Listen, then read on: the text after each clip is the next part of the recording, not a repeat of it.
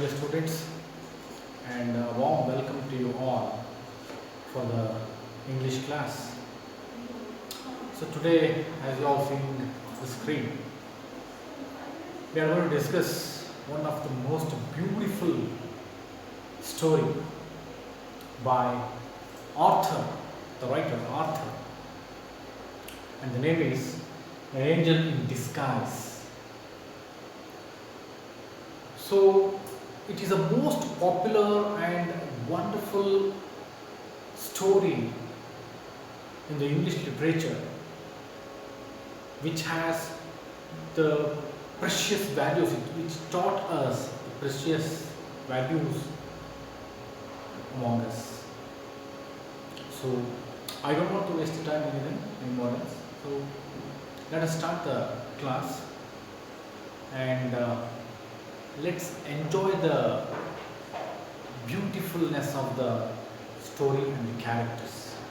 Just a second, I will take the textbook and come back. Please open your textbook and go through the lines.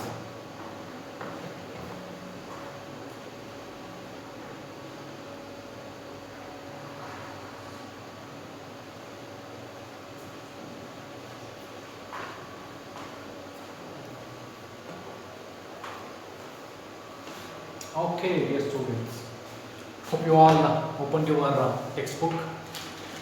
The Angel in Disguise, page number 76. Please come to page number 76. Let me introduce the author first, because it's very important to know the mentality and the kind of mood of the author, why he has written this story. So T.S. Arthur was a popular 19th century American writer. He's an American writer, and his story is written in compassion and sensitivity, articulate and spread values and ideas that were associated with respectable middle class life in America. My dear students, we all know that America is a developed country and it has all the facilities compared to any other country in the world. But there too we find the middle class life and poverty. This is a very important thing that you should understand. Even in the developed country, the superpower country of the world, we can find the poverty and the middle class difficult life. You should understand this. So our writer Arthur has discussed all these things in his writings. In his story, An Angel in Disguise, T.S. Arthur describes the transformative and restorative power of selfless love.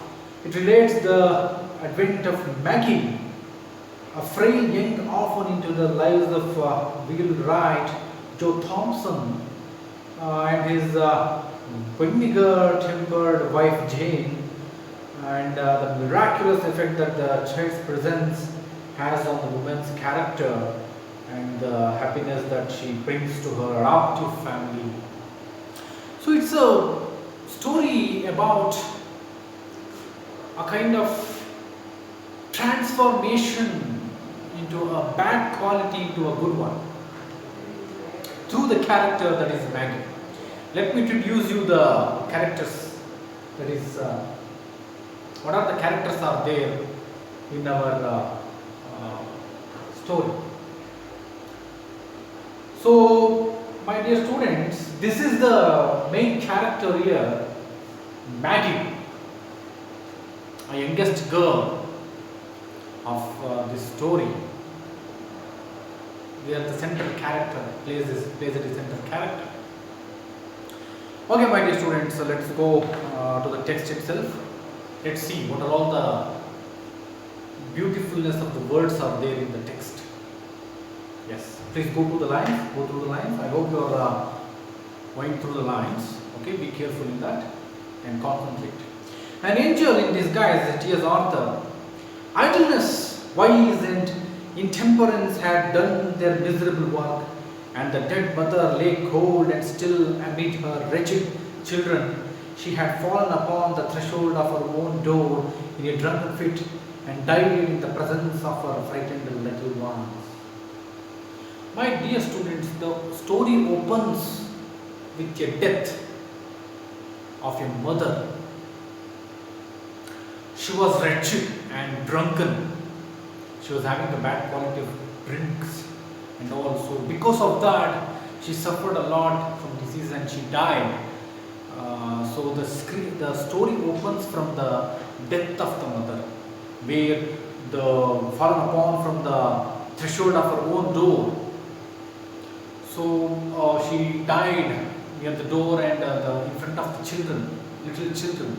So little children are watching the death or dead body of their mother in front of their eyes. Then death touches the spring of our common humanity. This woman had been despised, scoffed at, and angrily denounced by nearly every man, woman, and child in the village. But now, as the effect of her death was passed from lip to lip in subdued tones, pity took the place of anger and the sorrow of denunciation. Neighbors went hastily to the old tumble down hut in which she had secured little more than a place of shelter from summer heats and winter cold. Some with grave cloths for a decent interment of the body, and some with food for the half-starving children, 3 in number. My dear students, here we can find the before death of the mother, that lady, the whole village was scolding her because of her bad qualities, bad habits. She was drinking and wasting time and all, and not at all following the decorum of the village. But after her death, who were all scolding and don't wanted to see her, the village people, they only came after listening that she has died.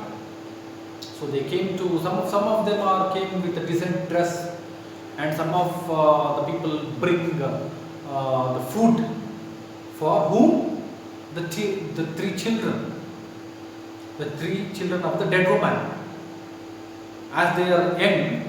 So they brought food for her. So then what happened? She was living in a small hut in the village. So they came there. The people came there, and some with the food for the half-starving children, 3 in number. Of these, John, the eldest. John was the eldest one in the among all the. You can see here. First son was John, 12 years, and second one daughter is 10 years old she is, and third, the youngest, that is Maggie. The third daughter is the Maggie. So John, the eldest, or the oldest, a boy of 12, was a stout lad able to earn his living with any farmer. Kate, between 10 to 11 years, was bright, active girl out of whom something clever might be made in, if in good hands. But poor little Maggie, the youngest, was hopelessly diseased. 2 years before, a fall from a window had injured her spine, and she had not been able to leave her being since, except when lifted in the arms of her mother. So the first son, John, is okay, fine, no problem to him. He's a young lad, strong. He can go to any farmer to work and get the food and other things himself. Second girl, that is Kate, she is also fine, no problem. She can be going to work and earn herself. But the problem is with the third daughter, youngest daughter, that is Maggie. The problem of her is she fallen out from the window 2 years before, and her spinal cord, spine, has broken. So it means what? She couldn't able to do her work herself. She couldn't walk like others. She couldn't shake like others. Not even able to shake. So this is the problem of the youngest daughter, that is Maggie. And here only I want to introduce all the other characters like Jones the farmer, Mrs. Ellis the woman, and Joe Thompson and his wife. These are all the characters which comes in the upcoming story. What is to be done with the children? That was the question, chief question now. The dead mother would go underground but be forever beyond all care or concern for the villagers. But the children must not be left to starve. After considering the matter, talking it over with his wife, Farmer Jones said that he would take John and do well by him now that his mother was not out of the way. So this Jones the farmer, as I said you, is a farmer. He do agriculture. So what he thought, if I take John, he will be helping me in the agriculture. So he calculated himself that okay, what kind of a help I can get. So he thought that okay, if I take John, definitely he will be helping me in agriculture. So he said in front of the villagers that okay, I adopt John so that I can take him to the work, to the field like that. Next, Mrs. Ellis, who had been looking out for a bound girl, concluded that it would be charitable in her to make choice of Katie, even though she was too young to be of much use for several years. Then Mrs. Ellis, the woman, she took the kid, the second girl. Why? Because she thought that if now she is young, but after 3-4 years she will become a woman or a strong woman, so that she can take the advantage of it, or she can take the help in many other things like that she thought. So she took kid. I could do much better, I know, said Mrs. Ellis, but as no one seems inclined to take her, I must act from a sense of duty, expect to have trouble with the child, for she is an undisciplined thing, used to having her own way. So Mrs. Ellis said that I could do this much only better. More than this I can't do, because as the Maggie, she is not able to work herself. So what she think is that okay, what I can do is I can take Kate, that's all. More than this I can't do. Like that she confirmed to the villagers. But no one said I will take Maggie. Pitying glances were cast on her van, and wasted form and thoughts were troubled on her account. Mother's broadcast of garments and removing her soiled and ragged clothes, dressed her in clean attire. The sad eyes and patient face of the little one touched many hearts, and even knocked at them for entrance, but none opened to take her in. Who wanted a bedridden child? My dear students, you should understand this. When Maggie's mother was alive, she was doing all the work of Maggie. She was dressing up her and cleaning all the dirt which is made by her when mother was there. But now, as mother is died, who wants to do the things like that for some other children? Some other children, isn't it? So this is the real face of the society. You should observe this in this story. This is the beautifulness of the story here. See, society accepts or wants those people who is helpful to them. help is from you or someone, the society will not take them. Selfishness, the selfishness of the society. That is what we have to understand. The writer Arthur wants to clear this quality of the society. No one wants, if they take Maggie, they have to take care of her. They have to change her dress and clean her dirts and all. So, which is not at all possible by any other parents, isn't it? Or any other thing. So, no one came forward to take Maggie. Here, the writer Arthur showing us the real picture of the people and the society. But no one said, I will take Maggie, that's the paragraph you see. And take her to the poorhouse, said a rough man of whom the question, what's to be done with Maggie, was asked. Nobody is going to be bothered with her. Someone asked, what happened to that youngest girl then? Take her to the poorhouse.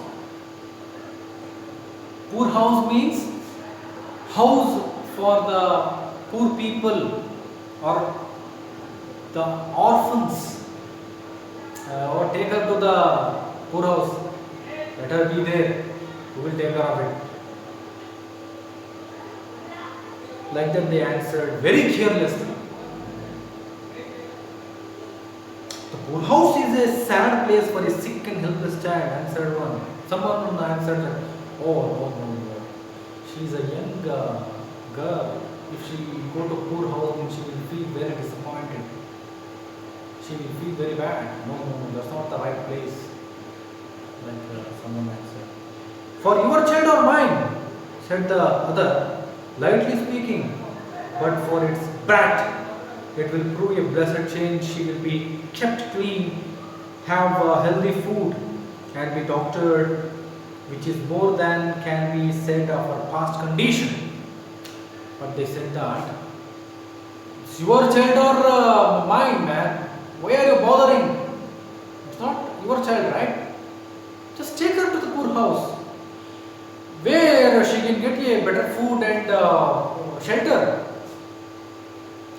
She will be very good condition there in the poorhouse. They will be looking after her very cleanly.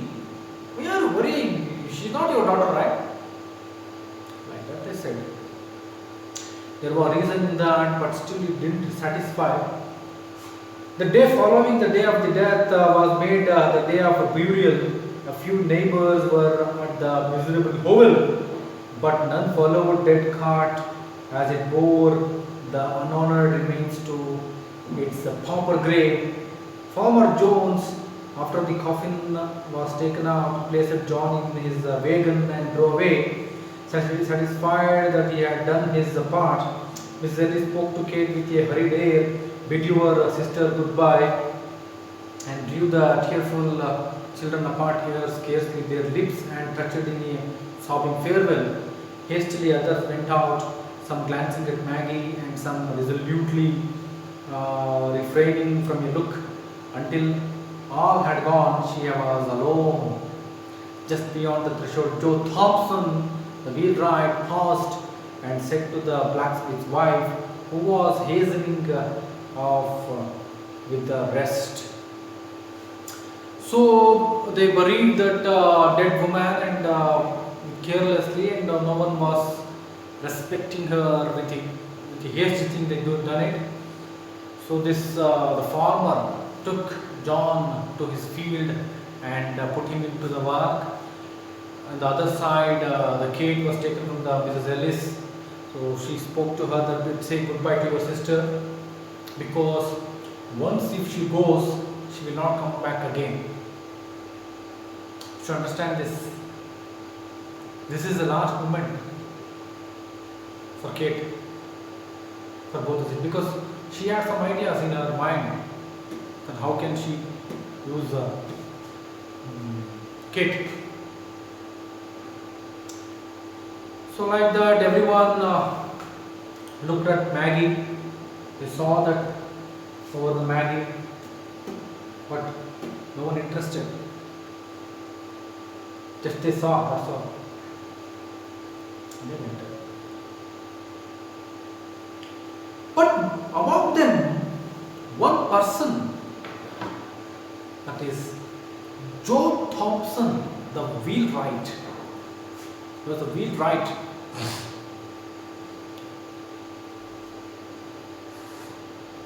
Something was happening to his mind, and something was running into his mind. So what he did is he just stood there and thought something.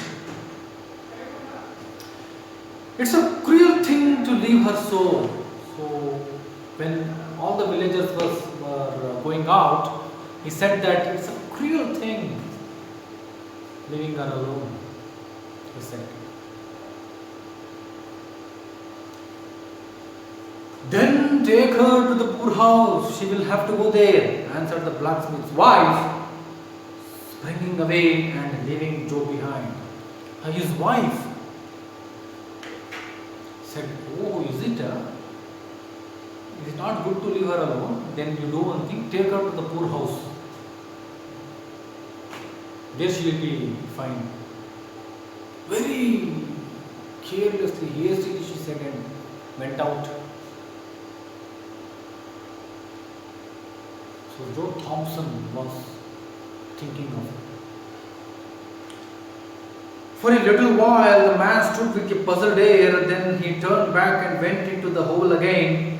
Maggie, with painful effort, had raised herself to an upright position and was sitting on the bed, straining her eyes upon the door out of which all had just departed. A vague terror had come into her thin white face. So he said, and he went out of the hut, that is hovel, out of the. Meanwhile, all alone, Maggie was all alone. She is lying down on the bed, and she tried herself and hold her hands and trying to stand up, coming out from the bed, and her face became pale. Her condition is now no mother, no brothers and sister. No one is there to look after her. Looking after is different. My dear students, you just feel that if suddenly you were in the place of Maggie, just feel that. If suddenly everyone goes away leaving you and you become alone, how it will be? Your parents are not there, brothers are not there, your friends are not there. You are alone. You are in the place of Maggie. What you will do? Your face will glitter. Obviously, you will become pale, right? Sad, pain, nothing but pain. That's the thing she was feeling now. Oh, Mr. Thompson! She cried, we can have that here also. She cried out, don't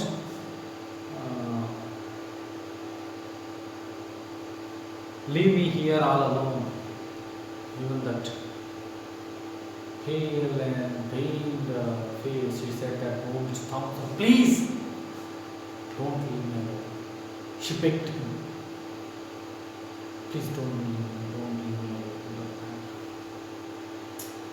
Though rough in exterior, Joe Thompson, the wheelwright, had a heart, and it was very tender in some places.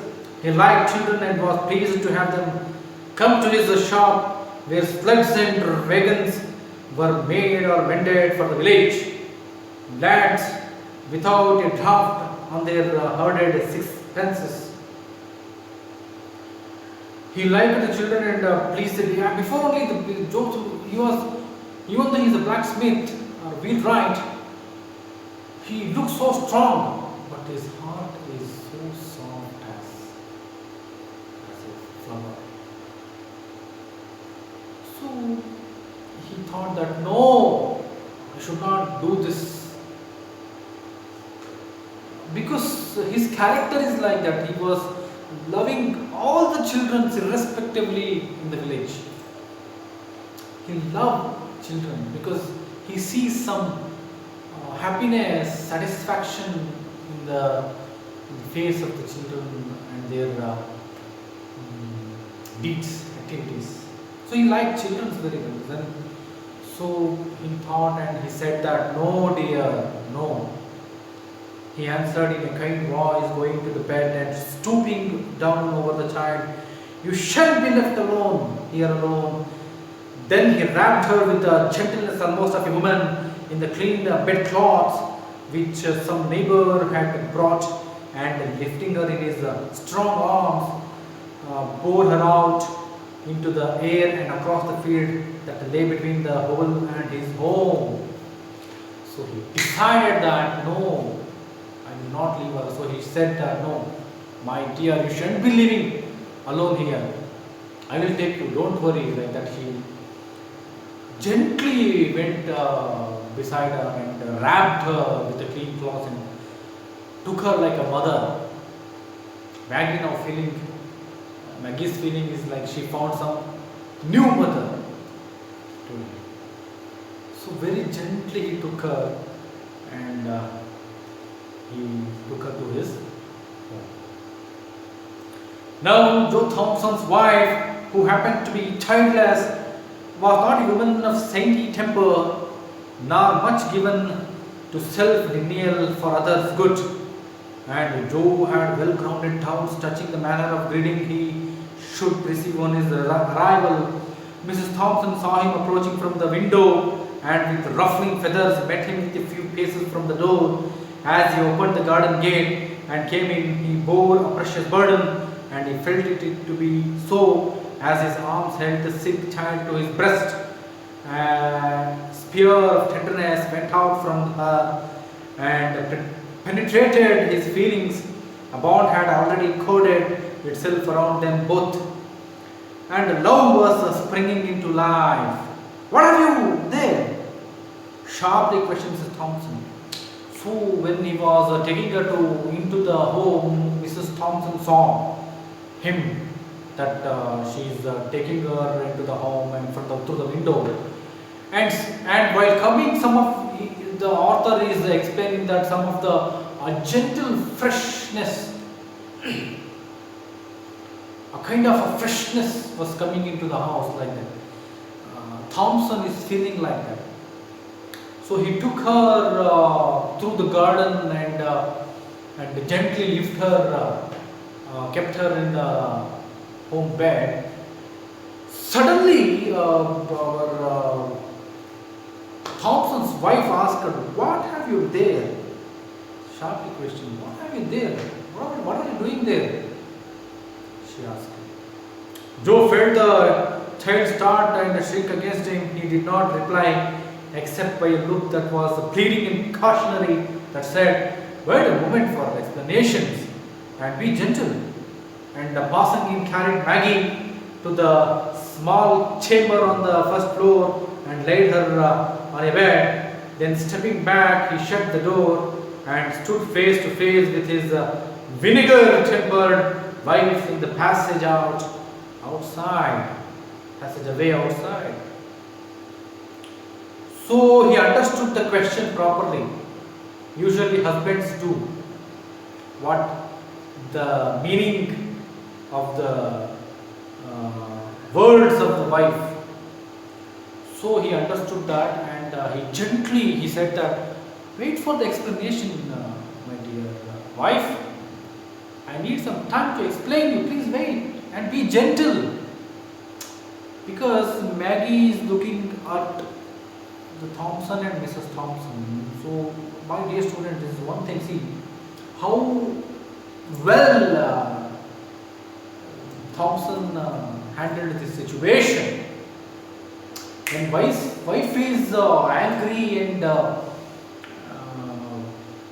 she's so much of tension and ask her some question to him, he handled very carefully.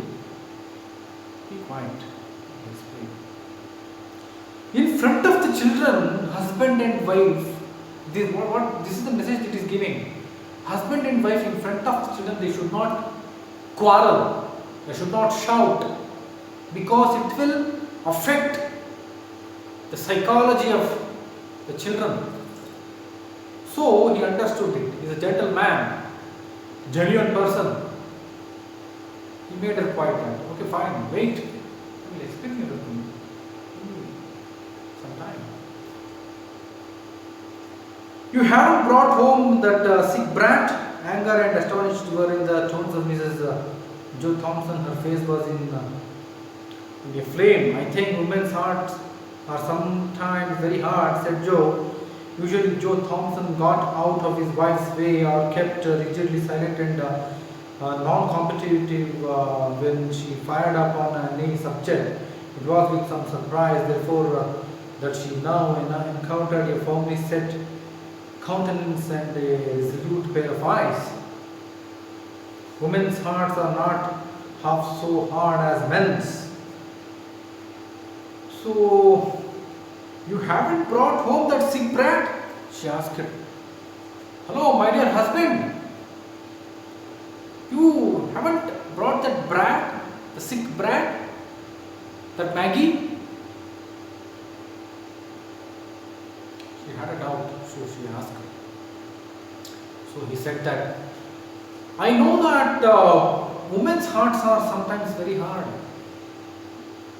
I heard. Women's hearts are sometimes very hard.